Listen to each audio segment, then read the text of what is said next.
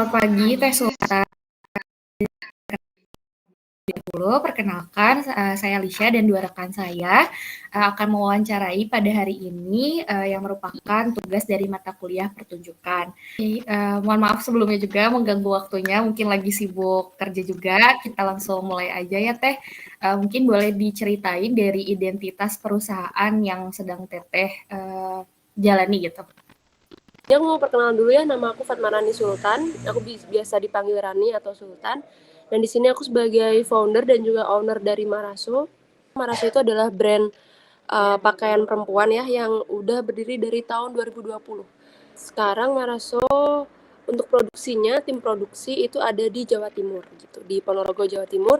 Cuman untuk office-nya, untuk tim admin, terus marketing, dan termasuk aku juga, kita office-nya ada di Bandung kayak gitu. Jadi emang kita LDR nih dari produksi sama kantor marketingnya seperti itu. Nah, untuk saat ini alhamdulillah Maraso itu juga kita sedang mengusahakan untuk terus berkembang kayak gitu. Jadi selama proses berkembangnya itu, terus apa aja yang udah aku jalani nanti bisa aku share dari pengalaman-pengalaman aku. Semoga nanti ada yang bisa kalian ambil manfaatnya. Nah, paling gitu aja. Oke, amin. Terima kasih sebelumnya. Nah, awal keputusannya kenapa sih memutuskan untuk membuka bisnis? Sebenarnya aku tuh udah punya istilahnya suka jualan tuh dari kecil gitu. Dari waktu aku SD itu aku udah suka jualan.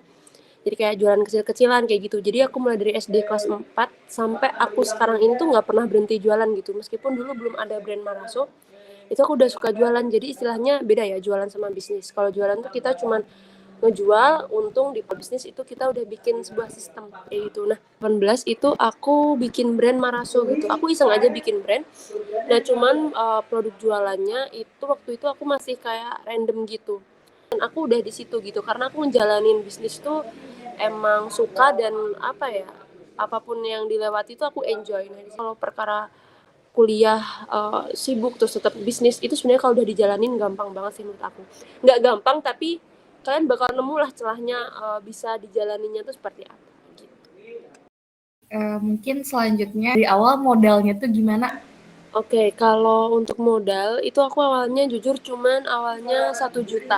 Itu pun dari uang ini aku jualan-jualan waktu dulu masih serabutan kayak jualan dulu kalau SMA aku kan banyak tuh anak SMA yang suka pakai kaos kaki warna-warni. Nah, aku jualin. Pokoknya apa aja yang dibutuhin sama teman aku tuh aku jualin. Nah, caranya gimana biar bisa jadi sampai sekarang? Nah, dari untungnya tuh nggak pernah aku pakai gitu. Jadi pasti aku tumpuk lagi jadi modal. Makanya lumayan lama sih. Jadi istilahnya perlahan tapi pasti gitu. Jadi aku nggak pakai modal yang dari orang tua langsung besar gitu, nggak. So yang sekarang pun sampai hari ini kita menerapkan sistem itu. Jadi nggak semua keuntungan diambil atau dikasih ke karyawan, tapi ada uang yang untuk kita pakai untuk ekspansi gitu. Jadi istilahnya kita berusaha supaya untuk ekspansi bisnis ini nggak menggunakan utang ke bank gitu. Kita pakainya dari keuntungan yang kita sisihkan perlahan-lahan. Cuman memang Gimana sih nyari rekanan bisnis yang bisa dipercaya gitu? dengan cari supplier yang terpercaya, apalagi dengan jarak jauh,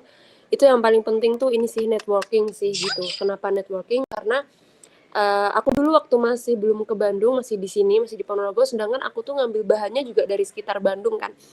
Itu pentingnya networking. Di situ aku punya teman-teman yang ada di Bandung, teman kuliah, teman kenalan dari luar kuliah yang teman-teman Bandung.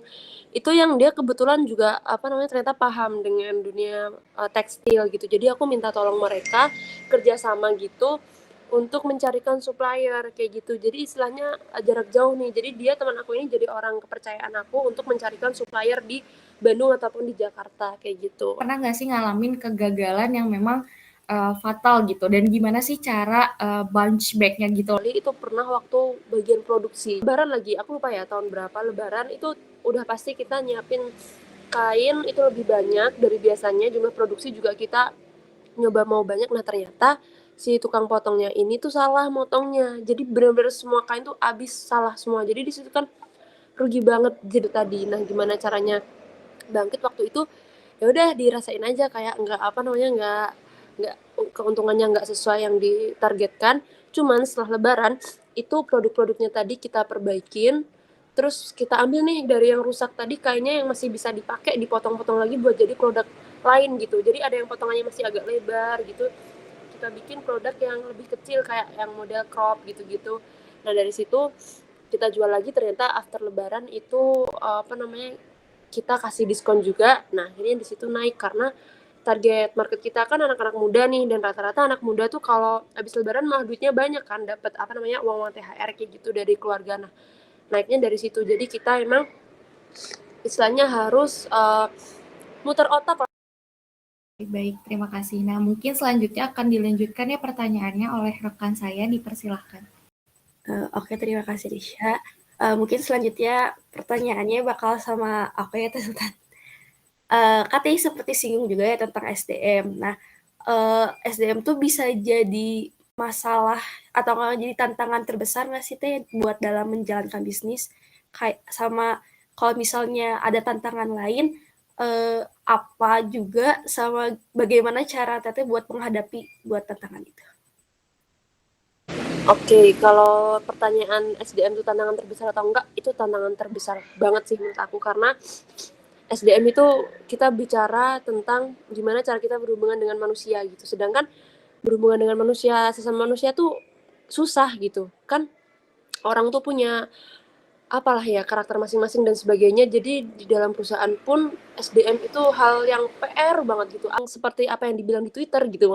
Itu akhirnya aku ngerasain sendiri ketika waktu aku buka kantor di Bandung dan ngerekrut orang-orang rata-rata yang masuk itu kan Gen Z ya. Nah, terus kerjanya kurang, terus istilahnya lebih manja, terus mereka tuh kayak nggak sungkan untuk nggak kerja lah, istilahnya kayak gitu tuh emang aku rasain. Itu tantangannya berat banget sih menurut aku, karena jatuhnya tuh ke performa gitu. Kalau mau milih orang tuh kayak susah sih di situnya. Jadi akhirnya untuk mengatasi itu semua, aku tuh sebenarnya emang perlu HR ya, semacam HR gitu. Makanya aku tuh baru nyadar kenapa HR tuh penting, karena emang ngurusin pola tingkah manusia tuh susah gitu. Nah dari situ akhirnya, karena aku mikirnya nggak terlalu perlu HR dulu, aku adain kayak semacam PIC. Jadi di setiap pos, di setiap bagian itu ada PIC-nya. Jadi kayak, terus selain itu kalau misalkan untuk bisnis berkembang kayak Maraso, itu salah satu cara mengatasi tantangan SDM itu dengan cara terbuka dengan orang-orang yang semangat belajarnya tinggi gitu. Selain itu juga ambil orang yang lebih berpengalaman sih.